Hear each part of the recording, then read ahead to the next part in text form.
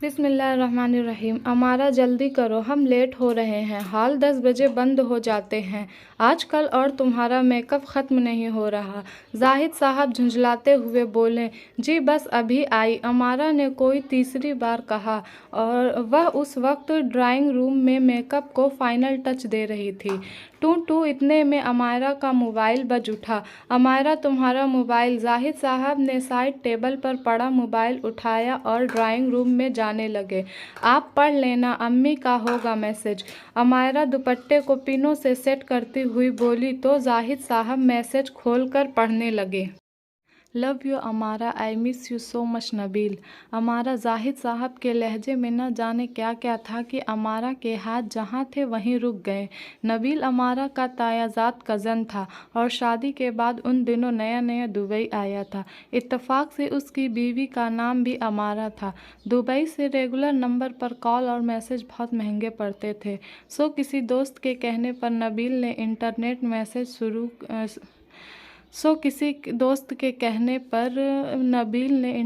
Message service کا سہارا لیا۔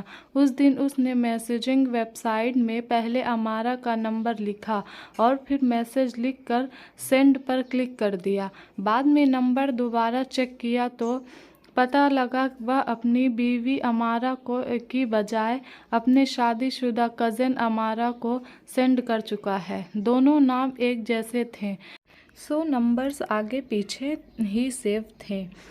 زاہد بھائی، آپ مجھے غلط مت سمجھیں، میں اپنی بیوی کو میسج کر رہا تھا، غلطی سے امارا بہن کو چلا گیا۔ آپ کو جو ذہنی تکلیف پہنچی ہے میں اس کے لیے معافی مانگتا ہوں۔ نبیل بارہا کال کر کے معذرت کر چکا تھا، لیکن زاہد صاحب کے دل میں جو شک اور غلط فہمی کا بیج بویا جا چکا تھا وہ نہ نکل سکا۔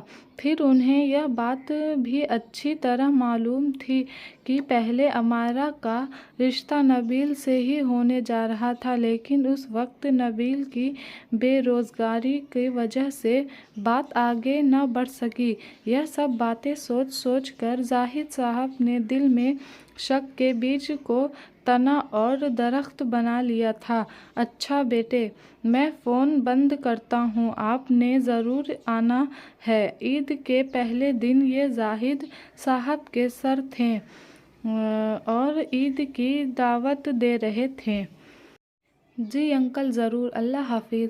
ہو نہ ہو بتا دو اپنے ابا جان کو، ہم نہیں آئیں گے، عین ٹائم پر بہانہ کر دینا کوئی نہ کوئی۔ زاہد صاحب نے امارا کو کہا تو اس کی آنکھوں سے آنسو نکل آئے، لیکن کیوں، میرے سب بہن بھائی اکٹھے ہوئے ہوں گے، عید کا دن ہوگا اور آپ ایسی باتیں کر رہے ہیں، تو وہ تمہارا کزن نبیل بھی تو آیا ہوا ہے، ہو نہ ہو دبئی ہی رہتا تو اچھا تھا۔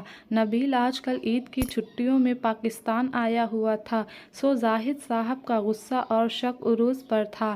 دیکھو بھائی، میں نے کہہ دیا ہے ہم نہیں جائیں گے، تم جانو تمہارے اماں ابا جانے، مجھے سونے دو اب۔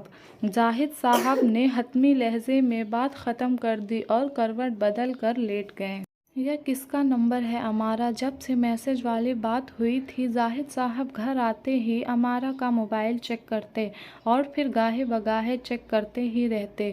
یہ میری سہیلی ہے نبیلہ، کل ہی پارک میں اس سے ملاقات ہوئی ہے، یہی ساتھ والی گلی میں رہتی ہے، امارا اپنی دھن میں بتا رہی تھی۔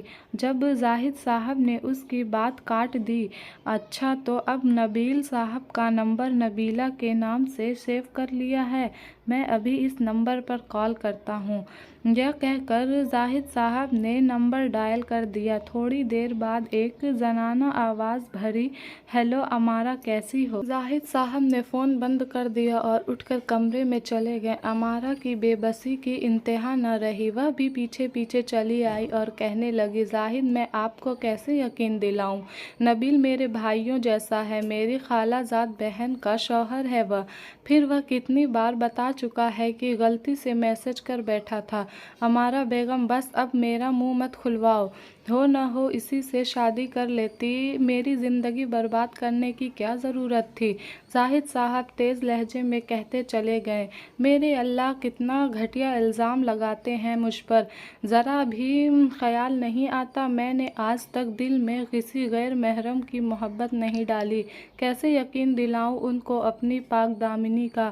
یا اللہ، میرے یہ آزمائش کب ختم ہوگی؟ امائرہ باتھ روم کی ٹھنڈی دیوار سے سر ٹکائے سوچتی رہی اور آنسوؤں سے اس کا دوپٹہ تر ہو گیا۔ وقت گزرتا رہا، 3 پھول جیسے بچے بھی گھر کی رونق بن گئے، لیکن گزرتے ماہ و سال بھی زاہد صاحب کے دل سے شک کے داغ نہ مٹا سکے۔ کوئی فنکشن یا فوتگی، جہاں بھی نبیل کی آمد کی خبر ملتی یا ہلکی سی توقع بھی ہوتی تو زاہد صاحب نہ خود جاتے نہ امائرہ کو جانے دیتے۔ یہ تو شکر تھا کہ نبیل زیادہ تر جاب کے سلسلے میں دبئی ہوتا تھا، اس لیے کام چل جاتا تھا، لیکن زاہد صاحب کی اس شکی طبیعت کی وجہ سے امائرہ کے اندر کی کیا حالت تھی یہ وہی جانتی تھی۔ کاش میں پھر سے چھوٹی سی بچی ہو جاؤں، نہ کوئی غم نہ دکھ۔ امائرہ نے اپنے تینوں بچوں کو پارک میں کھیلتے دیکھا اور سوچنے لگی، زاہد صاحب کے شک کی وجہ وہ اندر سے بے انتہا دکھی رہتی تھی۔ پتہ نہیں کب ان کا شک دور ہوگا۔ نبیل بھائی اتنی بار معذرت کر چکے ہیں، لیکن ان کا شک شک ہی رہے گا۔ کوئی یقین کر سکتا ہے امائرہ پر، 3 بچوں کی ماں پر اس کا شوہر شک کرتا ہے؟ کب یقین آئے گا زاہد کو میری پاک دامنی کا؟ شکر ہے امی ابو کو نہیں معلوم، ورنہ وہ جیتے جی مر جاتے۔ لیکن کیا میں زندہ ہوں؟ پتہ نہیں، اللہ ہی میرا ساتھی و نگہبان ہے۔ میں ترجمہ کے ساتھ قرآن اور تفسیر پڑھاتی ہوں، آپ بھی کسی دن ضرور آئیں۔